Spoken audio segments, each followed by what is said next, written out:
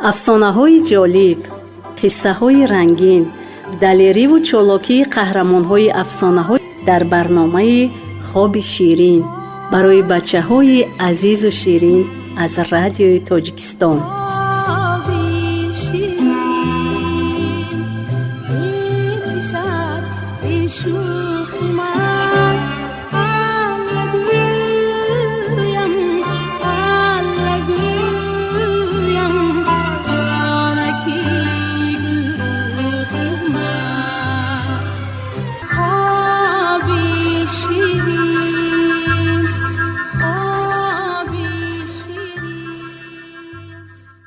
хурдтаракони ширин, ҳоло шумо қисми дуюми афсонаи рӯбоҳи заринро мешунавед. рӯбоҳ омад ба хонаи кампир. ба бача гуфт ки шарти подшоҳро иҷро кард. баъд аз кампиру бачааш пурсид: ҳеҷ хонаву ҷою чизу чора доред ки духтари подшоҳро арӯз кунему биёрем?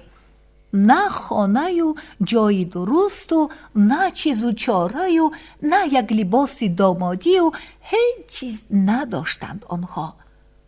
рӯбоҳ гуфт: хок бар сари ман ки ба дасти ту осиёбонак афтодаму савганд хӯрдам ки духтари шоҳро гирифта медиҳам.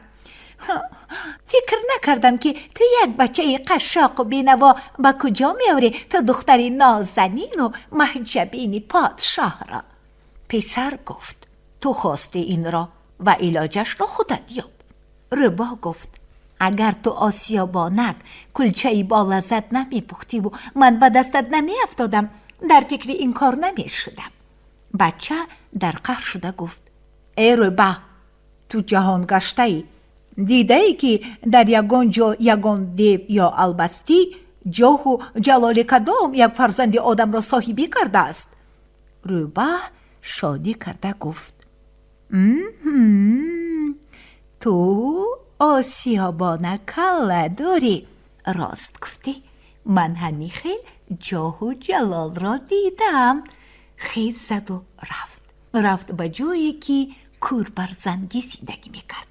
ана ҳавливу боғу роғу деворҳои баланду хонаву айвонҳои қатор, гилимҳои падпартофтагӣ, оинаҳои калон овехтагӣ, тоқчаҳо пур аз косаву чиниву сандуқҳо пур аз молҳои қиматбаҳо. кӯрбарзангӣ пойҳояшро ба тагаш гирифта нишастасту ба як дасташ гандум бод мекунад. 6 қатор арақ мерезад аз сару пешонааш. рӯбоҳ хез зад, ин сӯ парид, хез заду он сӯ парид, чарх зад дар гирдаш мисли санги осиё. кӯрбарзангӣ як ҷунбиду гуфт: рӯбаҳ, чӣ гап аст дар ин дунё ки ин қадар дар таҳлуқаӣ? эй бадбахт, гуфт рӯбаҳ, ҷоҳу ҷалоли як тан фарзанди одамиро гирифтаӣ. ин хабар ба подшоҳ расидааст. подшоҳ аскар равон кардааст. ҳозир меояду туро дастгир мекунанду мекушандад. кӯрбарзангӣ гуфт: рӯбоҳ, ту ҳушёриву айёрӣ, илоҷи маро ёб. дар кунҷи ҳавлӣ ғарами хошок дидам. ба дарунаш даро, ҳеҷ кас намеёбад. ҳаргах ки чириқ чириқ шунидӣ, бидон ки садои тир аст. рагатро накаш, натарсу наҷум. кӯрбарзангӣ дозон баромаду худро ба даруни хошок зад. рӯбаҳ як хандиду ба 4 тарафи ғарами хошок гугирчӯб партофту оташ зад ки хест ба ҳаво. фурсате нагузашта кӯрбарзангӣ ҳил пухта сӯхту мурд. рӯбоҳ рафт. кампиру бачаи осиёбонро оварда гуфт: ана хонаи шумо, ана чизу чораи шумо. рӯ биду тозаву озода кунед. меравем аз паси арӯз. баъд рафтанд аз пайи арӯз. тӯй шуду тамошо шуду арӯзро оварданд ба хонаи кӯрбарзангӣ. бача дигар ба сари осиё нарафт. тиру камон мегирифту мерафт ба шикор. оҳу сайд мекарду бузу қушқор. вақташ хуш, ғаме надорад, сараш баланд. рӯбаҳ شیشت و خیز و کار بار او را دیده با فکر فرو رفت. آدمی اگر به دولت رسد از خودش می رفته است. حتی با آنی که او را به این روز رسانید بی پروا می شده است. روباه همی خیل فکر کرد و یک روز خود را بیمار ساخت. زبانش را از حلقش برآورد و به زور نفس می کشید و چشمانش را می پیساند.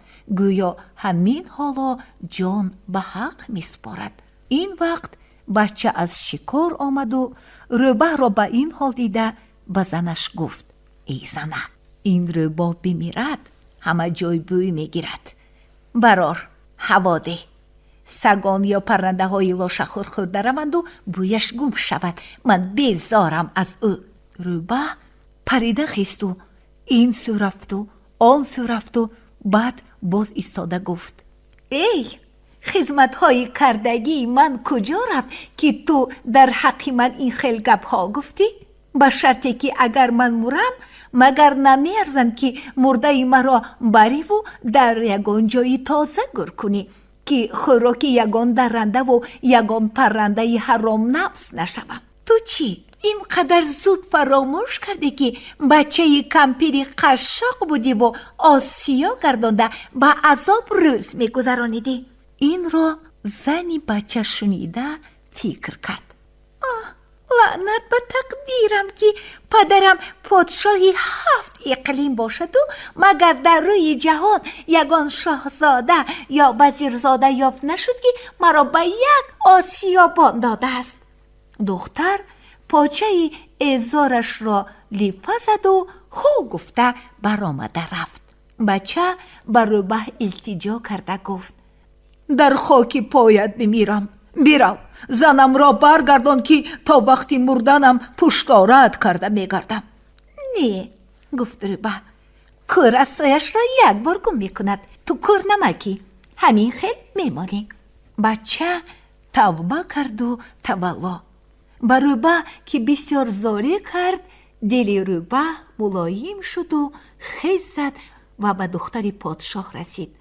از او گذشت و از پیشش برآمده گفت: های دختری بزغالبانک، کجا می روی؟ ای روباه، گفت، چرا این خیل می گویی؟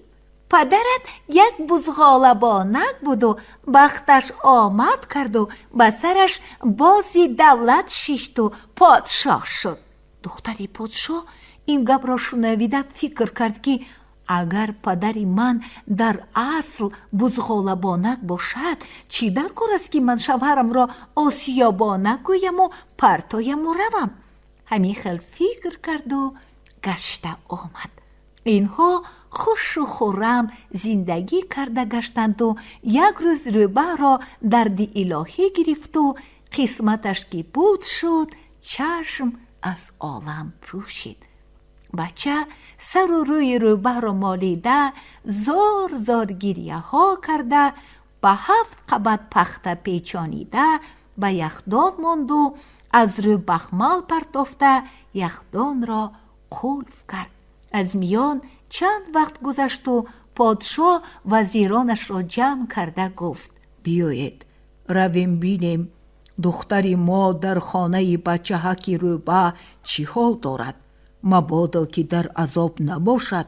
پدر را چی لازم است اگر او راحت کند و فرزندش رنج کشد؟ خیر، برآمدند. به اسب‌ها سوار شدند و آمدند و فرآمدند. پادشاه دید جاه و جلال نازنین، خانه و باغ‌ها و حولی‌ها را یک یک تماشا کرد. بعد دامادش یخدان را گشاد.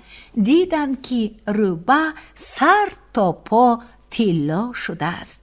پادشاه نوک دم زرید را شکسته زیر تاجش خلاند و خرسند و راضی به بارگاهش برگشت.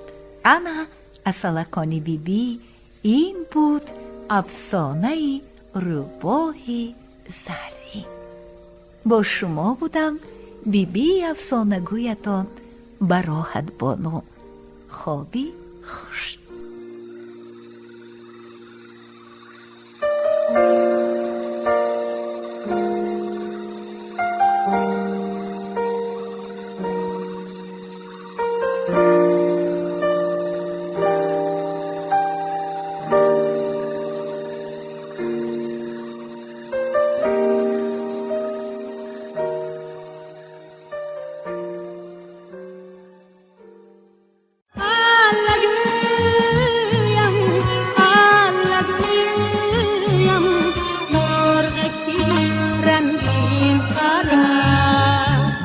افسانه‌های جالب، قصه‌های رنگین، دلیری و چالاکی قهرمان‌های افسانه‌های در برنامه خواب شیرین برای بچه‌های عزیز و شیرین از رادیوی تاجیکستان.